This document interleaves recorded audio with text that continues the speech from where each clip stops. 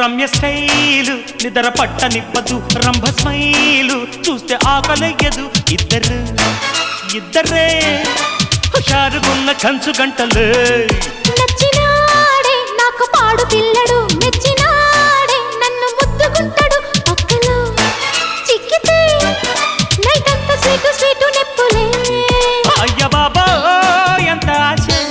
ఇంతకాలం ఎంత లాస